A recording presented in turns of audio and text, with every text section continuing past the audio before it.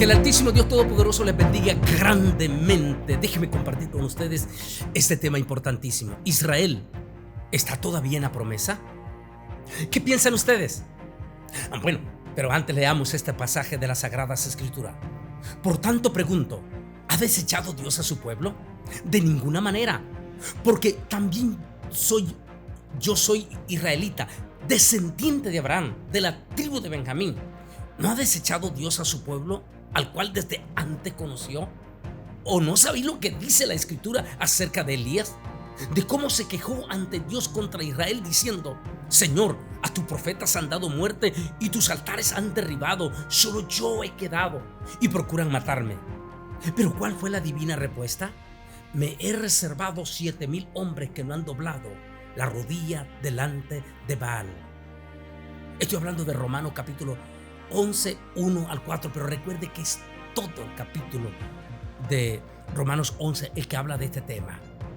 En esta semana importantísima, desde este lunes 22, toda la nación de Israel está celebrando la gran Pascua, esa Pascua judía, esa remembranza que comenzó con lo que se conoce la noche del Seder. Seder en hebreo es la orden. Esa noche que se conoce como la noche también de los primogénitos, cuando el pueblo de Israel está pasando un momento durísimo, difícil, donde la nación de todo Egipto, todo el pueblo de Egipto, que también en aquel entonces era conocido como la potencia, digamos, como una especie de la primer potencia del mundo.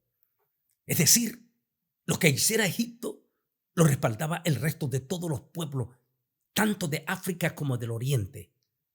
Así que la situación de Israel debió haber sido sumamente delicada en aquel momento. No es que debió, de hecho era sumamente delicada. En aquella última plaga, la 10ª plaga, que se conoce como la muerte de los primogénitos. En aquel momento Israel estaba pasando un momento dificilísimo. Eran seres humanos, son seres humanos, pero hablemos de aquella época. Estaban nerviosos, estaban asustados. El Altísimo le había ordenado que todititos se encerraran en sus casas. Les había ordenado que sacrificaran un cordero,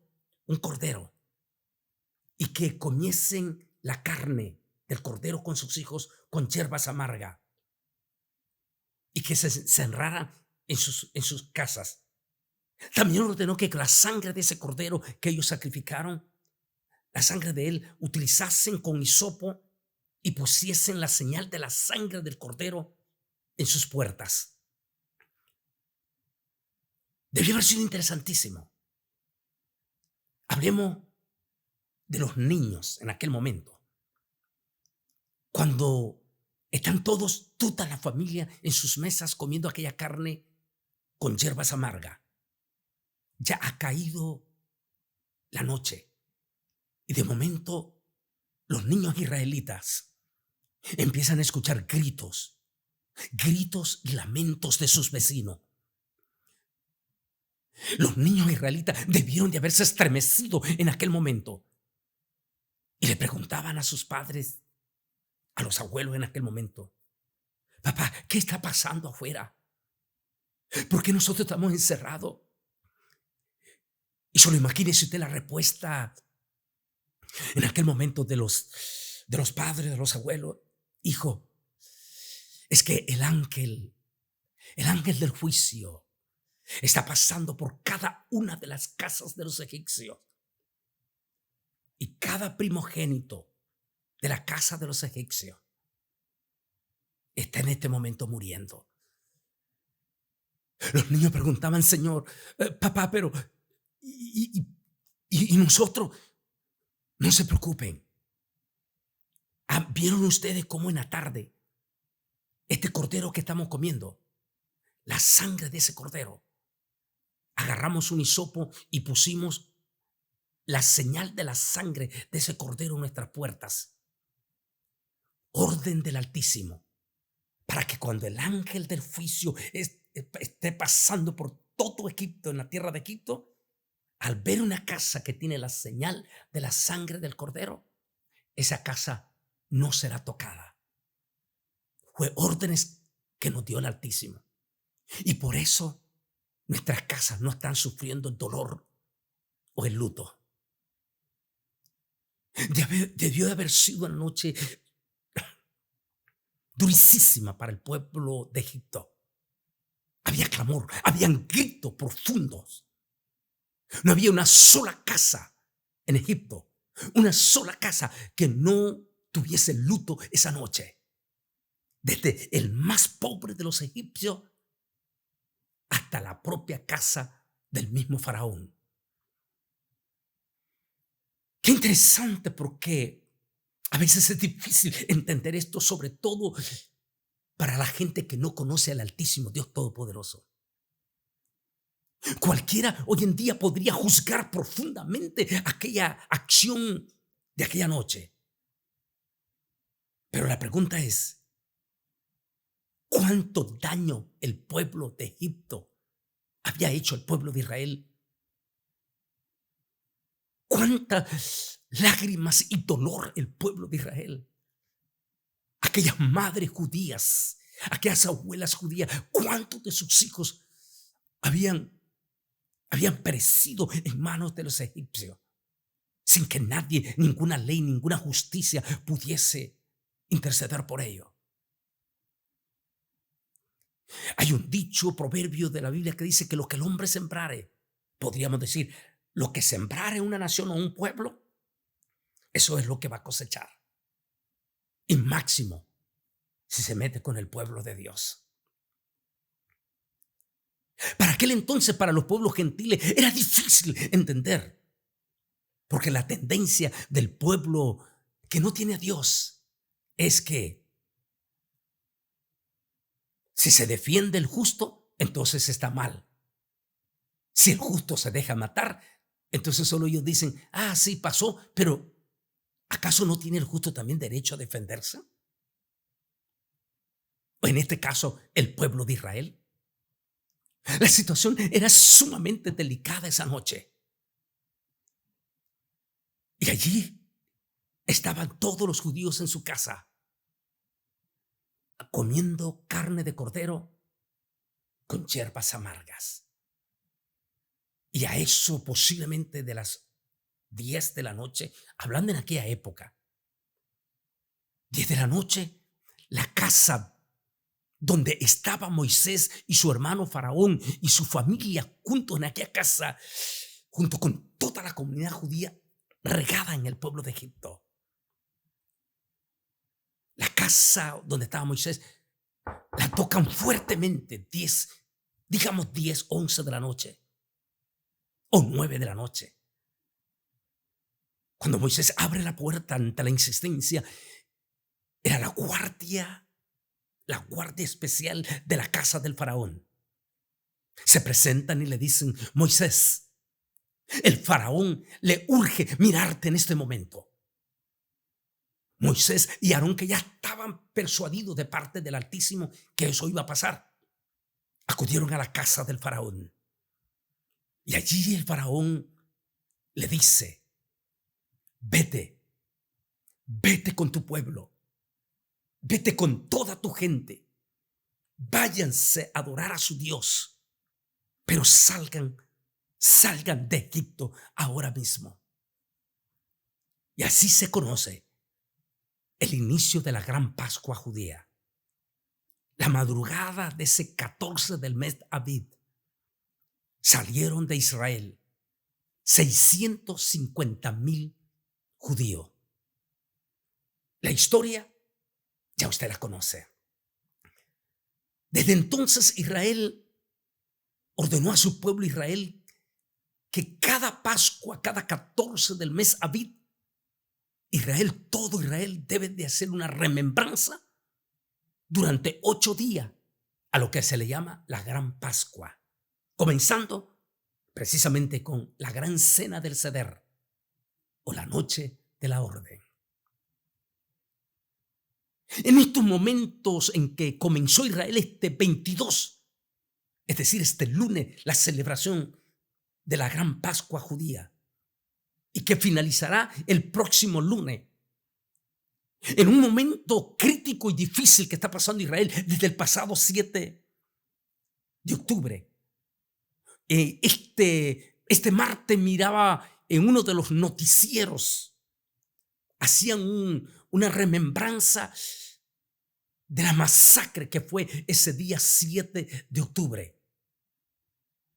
Independientemente de los que utilizan cualquier pequeñísimo error, estoy hablando de cristianos que utilizan cualquier pequeñito error de Israel para condenar a toditito el pueblo de Israel. Hablaban los noticieros de los 300 jóvenes que fueron masacrados, asesinados en aquel concierto. Sí, era un concierto mundano. Pero por eso tampoco puedes condenar al resto del pueblo en los kibut y todo que estaban celebrando, pero con la Torá, con la Biblia. La famosa noche de la Simchat Torah, el fin de la fiesta de los tabernáculos. Ese 7 de octubre, Israel fue golpeado de una forma espantosa y dolorosa. Solamente en ese concierto 300 jóvenes fueron asesinados. Esa mañana, 7 de la mañana del 7 de octubre, penetraron a múltiples de casas de los kibut israelí y comenzaron a masacrar niños, jóvenes, jovencitas, de una forma dolorosa y humillante. A partir de aquel momento, Israel no tenía otra alternativa, porque no solamente fue, como hemos hablado múltiples de veces, golpeado con aquella masacre, sino que a partir de esa madrugada fueron lanzados en una forma indiscriminada más de 500 misiles desde el territorio de Gaza sobre la población de Israel.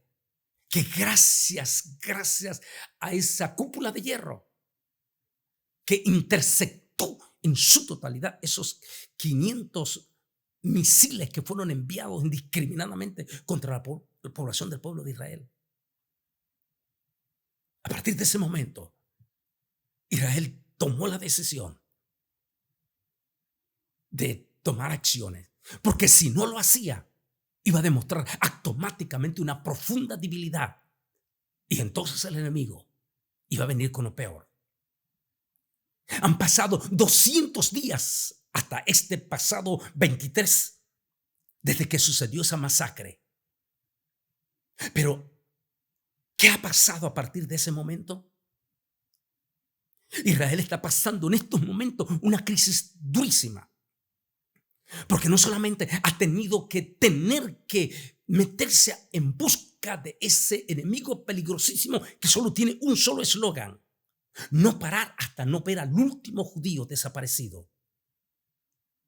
Así que no solamente ha tenido que entrar a buscar a ese enemigo que se esconde, que utiliza como escudo a la misma población civil de los palestinos, sino que al mismo tiempo ha recibido múltiples de ataques simultáneamente desde la frontera norte, es decir, desde Siria y desde Líbano. Y no solamente eso, los chiitas que utilizan desde Yemen, utilizando las aguas del mar, tirando múltiples de misiles desde el mar en dirección hacia Israel. En otra palabra, desde el 7 de octubre, que es la que la inmensa mayoría de nuestra gente no se percata o no se informa de qué es lo que Israel está siendo objeto y obligado a defenderse. Porque lo están atacando, si se puede decir, de los 4 puntos cardinales. A Dios gracias que Jordania, quien son sus hermanitos en la carne porque son hijos de Ismael, y a Dios gracias que Egipto también, tanto Egipto como Jordania decidieron mantenerse al margen y no apoyar a las bestias terroristas. Así que el ataque de Israel está siendo objeto desde el mar Rojo, desde el Líbano, desde Siria y desde la parte interna de Israel, del territorio de Israel. Porque Israel nunca se llamó Palestina. Es un nombre que le dio Adriano, el emperador Adriano de Roma en el año 135-137. Así que digamos que desde el propio territorio de Israel a lo que el mundo hoy le llaman territorios ocupados y que le han puesto por sobrenombre Palestina, desde allí internamente Israel está liberando o dos cosas: o dejarse que lo aniquilen o sencillamente defenderse desde los diferentes ángulos. Y el último y más severo ataque sucedió apenas hace 2 sábados atrás, cuando más de 300 misiles y drones enviados descaradamente desde Irán, que a Dios gracias, no solamente la Fuerza Aérea israelí, sino gracias a Dios a la Fuerza Aérea de Estados Unidos, de Inglaterra, de Alemania y por supuesto la colaboración de Jordania, uno de sus hermanos descendiente árabe. ¿Qué hubiera pasado si Israel no se hubiera defendido ese sábado? Y aquellos 300 drones que fueron enviados sobre el territorio de Israel hubiesen hecho una mortandad de civiles. Es muy fácil que nuestro pueblo se deje llevar en este momento, y allí es donde quiero tocar esta parte. En esta Pascua judía, que no crea, la está pasando como exactamente sucedió aquella noche en Egipto. Sí, Israel está celebrando su Pascua, pero con temor, con miedo, con restricciones. El temor, el miedo a ser atacados. Y en especial ante una ola gigantesca a nivel mundial de ataque o rechazo indiscriminado contra el pueblo de Israel por la profunda desinformación especializada por los grupos que ya sabemos pro-iraní, y quién sabe si detrás Rusia. Sea lo que sea, esas redes sociales no solamente está haciendo que todas las naciones gentiles, incluyendo gran parte de la población de Estados Unidos, población, en especial juventud, en este momento están sintiendo un profundo rechazo hacia el pueblo de Israel, solo por el único derecho de que Israel se está defendiendo. Pero qué interesante, allí viene el peligro del pueblo evangélico, que podría cometer el mismísimo error que cometió en la Segunda Guerra Mundial, cuando los mismos evangélicos apoyaron en Alemania a Adolfo Hitler. Allí viene el peligro, el cuidado de nuestro pueblo evangélico. Porque tenemos excelentes, pero excelentes predicadores. Hablan temas muy importantes y muy buenos.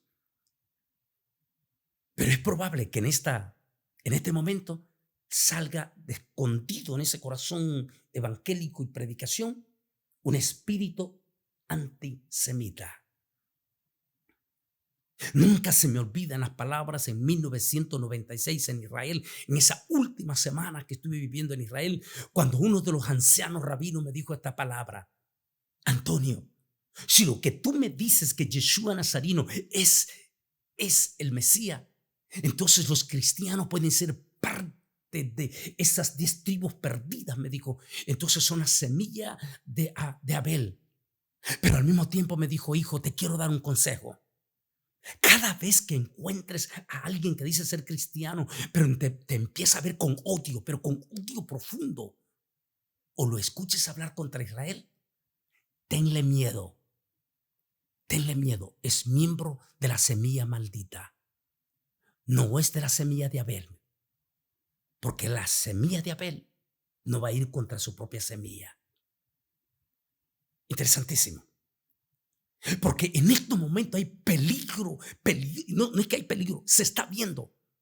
Donde múltiples de reconocidos predicadores están sacando de lo profundo de su corazón, disfrazadamente, con, con antifaz, su espíritu antisemita.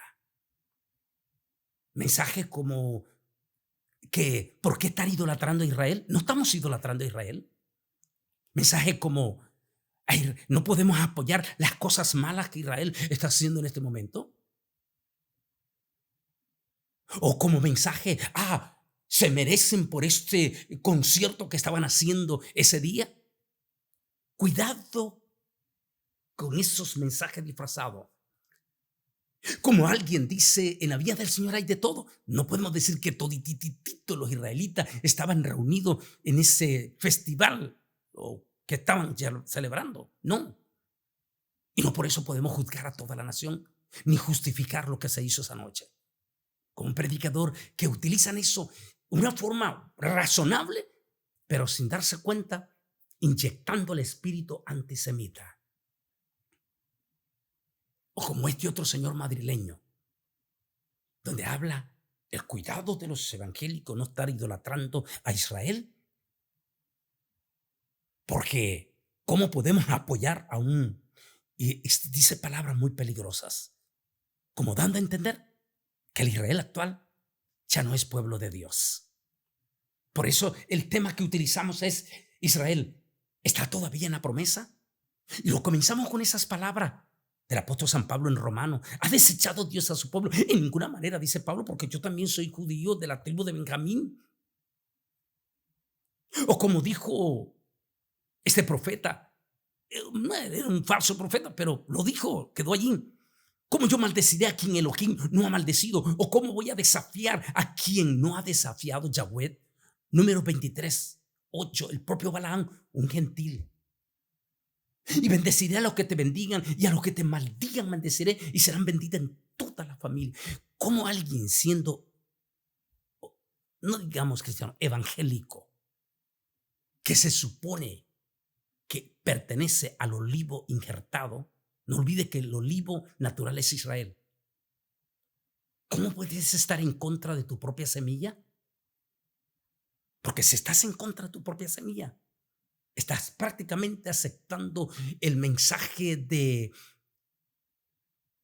este pensador o ese filósofo, San Agustín de Hipona, el ideólogo de la Iglesia Católica, que hizo la famosa filosofía de que el nuevo Israel es ahora la Iglesia y que Israel ya no es parte más de las promesas de Dios.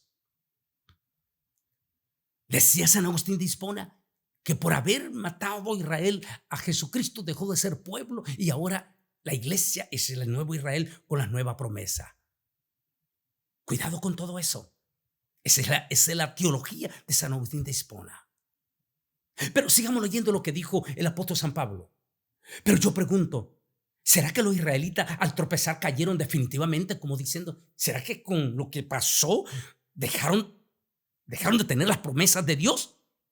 De ninguna manera. Al contrario, debido a su transgresión vino la salvación a los gentiles y al fin, dice, y a fin de provocarlos a celo. Y su transgresión ha servido para enriquecer al mundo y su caída a los gentiles. ¿Cuánto más será su restauración? Romanos, qué interesante, desde el 11 y 12. Pero es todo el capítulo de Romanos. Ante esta situación y en esta Pascua que me quiero unir, y todos los evangélicos debemos de unirnos al corazón del pueblo de Israel, que celebra como aquella noche en Egipto, una Pascua con bastante temor, con bastante miedo y con el temor que los mismos pueblos evangélicos esté volteando su corazón contra Israel. Me decía un tremendo hombre de Dios, un buen hermano que retransmite nuestro programa El Mundo Actual en todo Brasil. Hermano Bolaine, cuando usted nos mandó aquel mensaje para que le diéramos a todititos los pastores que hicieran mensajes de solidaridad con Israel, estuvimos con la comunidad judía ante más de 100 pastores. Y dijo, los 100 pastores de los diferentes concilios guardaron silencio. Ni uno tan solo de ellos quiso dar su total y abierto respaldo hacia el pueblo de Israel. Fenómeno que lo vimos con muchos amigos que llamamos de México, de Chile, de otros países. Guardaron silencio. Estamos hablando de cristianos. ¿Podrían estar siendo ustedes arrastrados por toda la desinformación, dando a entender que Israel no tiene derecho a defenderse y culpándolo? O sea que, como dicen los gentiles, simplemente que se deje. Al fin y al cabo, dicen los teólogos de San Agustín de Hipona, infiltrados en la iglesia evangélica también, que el Israel actual, como dijo este hombre madrileño, ya no lo podemos tomar como el pueblo de Dios. Santo Dios. Pero terminemos con esta palabra. Mire lo que dice así la palabra del Señor. Así ha dicho Jehová, o sea, Yahweh, que da el sol para la luz del día, las leyes de la luna y de las estrellas para la luz de la noche, que agita el mar y braman sus olas.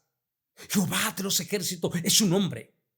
Si llegare a faltar estas leyes delante de mí, dice Yahweh, también faltaría la descendencia de Israel y dejaría de ser para siempre una nación delante de mí. Así ha dicho Jehová. Si se pudieran medir los cielos arriba y explorar abajo los fundamentos de la tierra, también yo desecharía toda la descendencia de Israel por todo lo que hicieron. Dice Yahweh, Jeremías 31, 35, 37. Hacemos la pregunta. La luna y las estrellas siguen dando su resplandor. El sol sigue dando su luz. Los fundamentos profundos de la tierra ya fueron medidos. Entonces, si eso todavía no ha ocurrido, entonces Israel todavía sigue siendo pueblo de Dios. Podríamos dar múltiples de razones también. Porque desde aquel 14 de mayo de 1948, solo 24 horas después, fue indiscriminadamente atacado Israel cuando ni siquiera tenía ejército. Y salió victorioso de esa guerra. 10 años después lo volvieron a atacar y volvió a salir victorioso. En la guerra de los 6 días volvió a ser atacado Israel. Y como resultado no solo conquistó territorio, sino que conquistó Jerusalén. Después, en el ayuno más sagrado del Yom Kippur, volvió a ser atacado Israel, donde estuvo en peligro inminente, pero salió victorioso. Después vinieron ataques durísimos desde Palestina, desde Líbano, los ejércitos palestinos, pero salió victorioso. ¿Saldrá victorioso después de este 7 de octubre? Hasta el momento ha seguido en victoria. Y no tengo la más mínima duda que aunque Irán viniese con todititos sus ejércitos, será derrotado. Porque el Altísimo Dios Todopoderoso todavía sigue con Israel. En síntesis, Israel sigue siendo un país de promesa. Sigue teniendo las mismas promesas como las promesas que tiene la iglesia. Te dejo la inquietud que me dijo el rabino. Si tú eres cristiano y máximo predicador y en este momento te vas del lado de los enemigos de Israel, entonces ¿de qué semilla eres? ¿Eres la semilla maldita, pero disfrazado dentro de la iglesia? Porque si estás contra Israel, como cristiano, estás en gravísimo problema. Es difícil entender, como fue difícil entender la noche de los primogénitos, pero también tienes que estar en los zapatos del pueblo de Israel.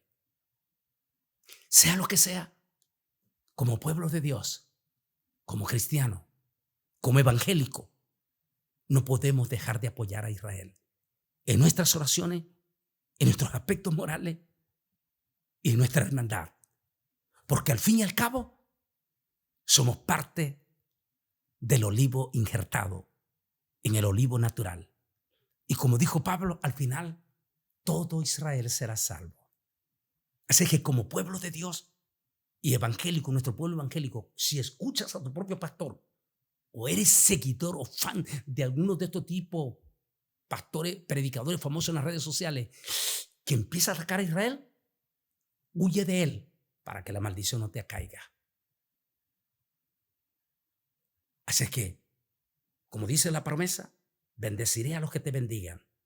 Así es que como hijos de Dios, vamos a bendecir a Israel y vamos a orar por Israel.